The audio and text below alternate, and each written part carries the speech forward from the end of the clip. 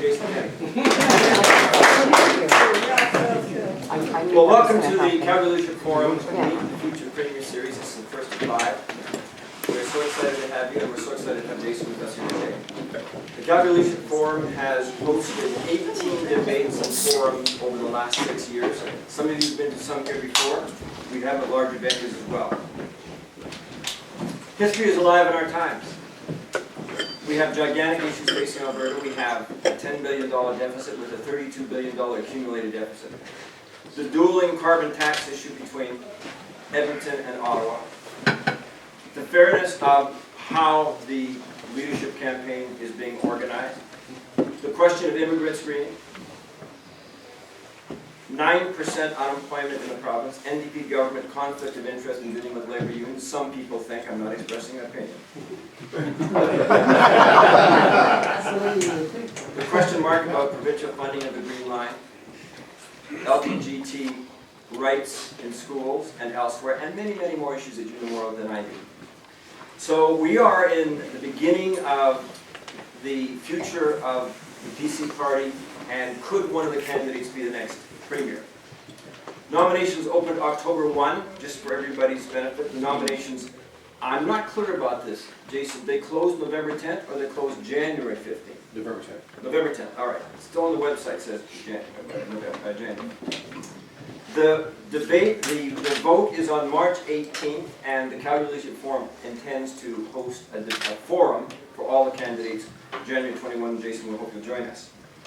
Just to put things in perspective at the moment, there is going to be a forum for the candidates November 5th in Red Deer at the provincial policy. One is planned for Edmonton early January, but to my knowledge, and you can clarify, none are planned here. I won't get into the rules, but we know there are 5 candidates, and it is our plan to host the other 4 at future dates beginning on November 22nd. We'll keep you up to date on that. So, what we really want to accomplish, and the reason we don't invite the press, is because we want to hear from the candidate, tell it like it is, and sometimes the press presence might have some, not you, but others. I'm sure they're straight up all the time. Calgary Leadership Forum, if you haven't been involved, we're an 1,800 member organization. We do 3 things. We hold public forums and debates, we have private receptions, and we do policy papers. We do all of the above. And we've organized forums for every level, leadership level, federal, provincial, for all political parties. I would like to meet our members of our board who are here today. Not everybody's in town. Dolores Pilser, who is our executive director upstairs. Brian Hodgson, Dennis Little. Would they please stand and let's recognize the members of our board. Thank you very much.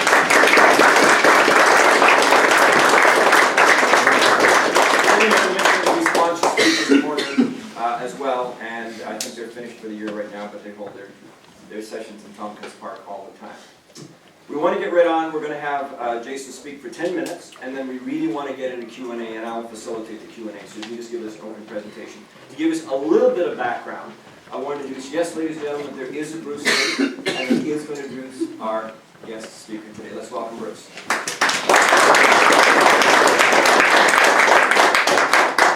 What a great looking audience. First time together? Right. I want to raise the energy level a little bit. Just repeat after me what I say. Everybody say, I look good. I look good. Now with a little more enthusiasm, say, I feel great. I feel great. Good. Now turn to one person beside you and say that you are so lucky you're sitting with me today.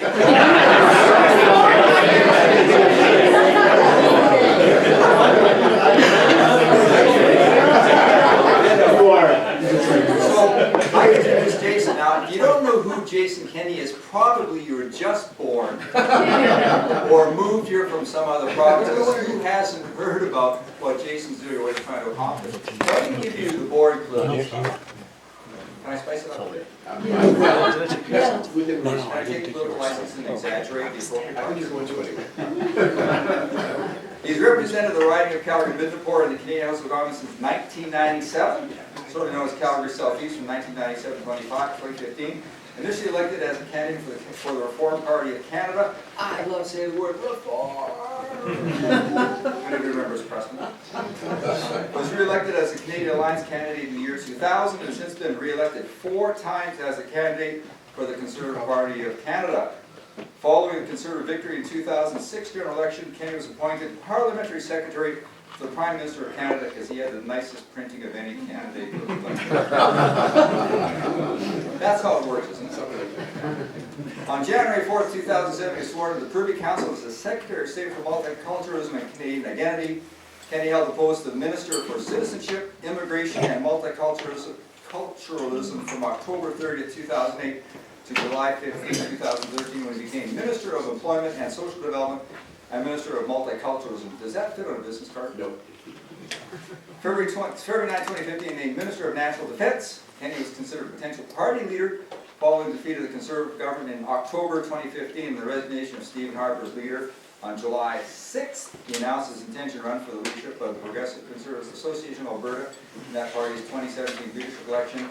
He resigned his seat in Parliament on September 23rd, 2016, after sitting in the House of Commons for 19 years. Wow. That's impressive. Please give a warm Calgary leadership. Welcome to Jason Kenney.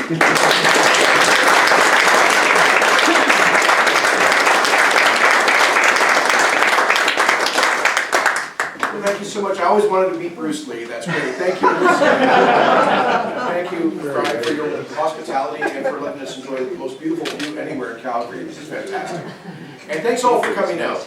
Now, you heard already enough about me, but I am going to tell you a little bit more, just so that you can get to know me a bit better. And then I want to present to you my vision for how we can get our province back on track and renew the Alberta advantage.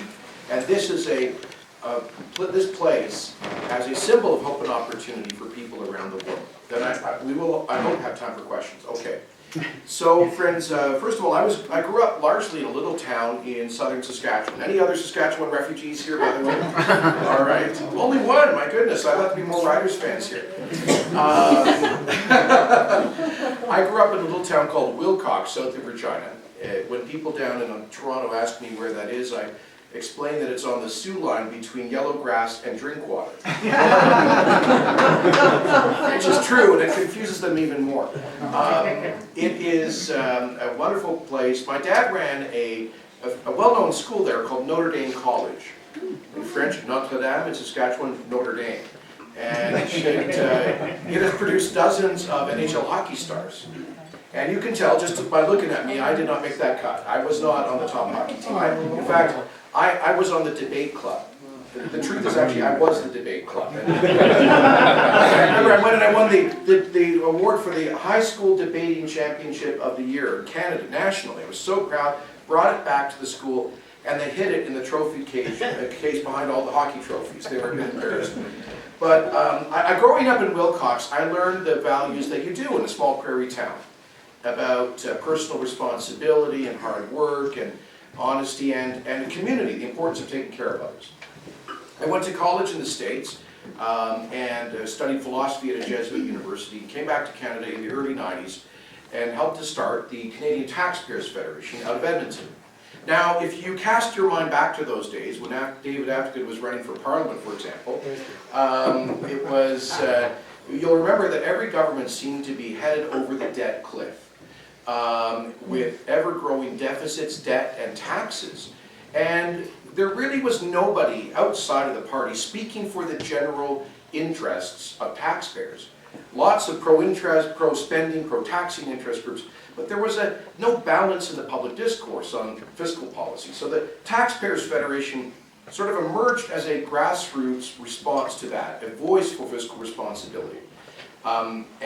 We started getting noticed right away in provincial politics up in Edmonton. And then the most remarkable man arrived on the scene, the late, great Ralph Klein. A man with a twinkle in his eye and a bit of a sense of mischief, who certainly was not a perfect person, as he would and always did admit. But he was a fellow with, I think, a surplus of common sense and an awful lot of political courage. And whether you, please, give our late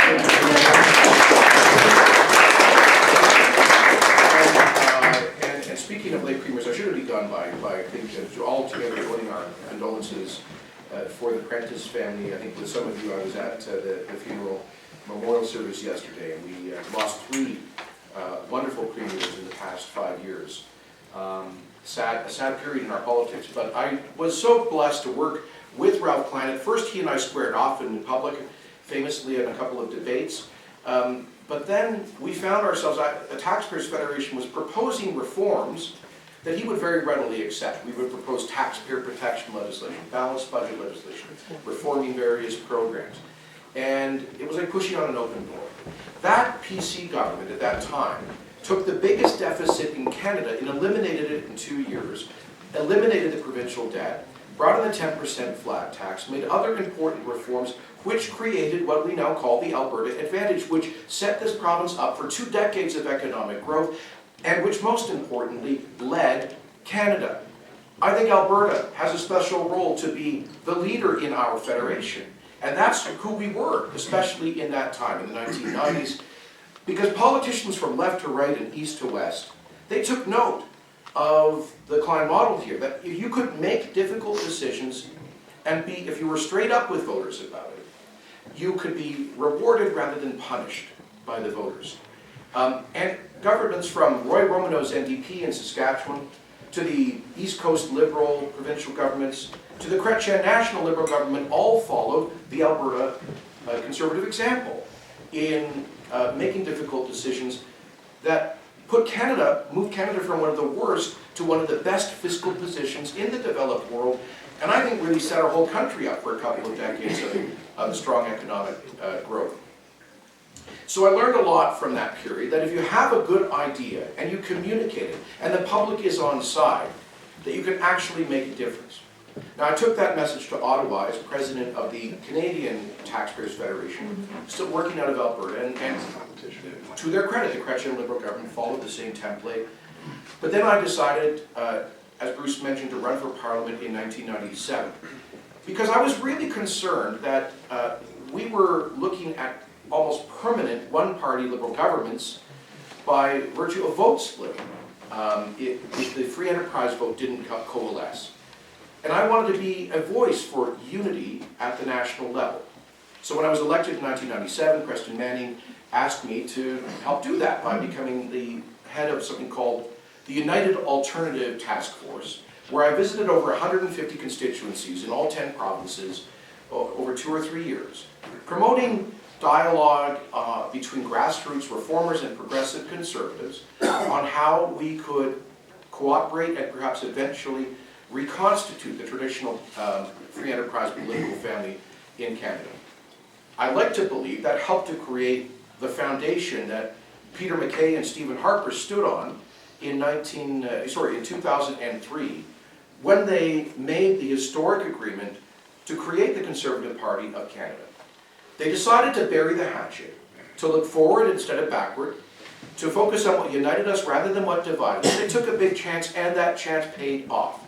With a unity of purpose, we went on, my party, to win 3 consecutive national elections, and we were the longest serving national Conservative government since John A. Macdonald in the 1800s. And I think we were a good government. We weren't perfect. We made mistakes. But we did what we said we would do. We kept our promises, and we got the big things right. We gave Canada the strongest economic and fiscal management during the global economic crisis. And since then, we reduced the federal tax burden to its lowest level as a share of our economy since the 1950s. In part because of that, we saw family incomes go up to their highest level in our history and in the developed world. And we saw poverty reduced to its lowest level in Canadian history, an achievement about which we didn't boast enough, I think. And made historic investments in infrastructure and healthcare, so we got our priorities right. And we did a lot more. I'm proud of what I think the principled foreign policy that we articulated, standing up for our democratic allies like Ukraine and Israel, and reinforcing our national security.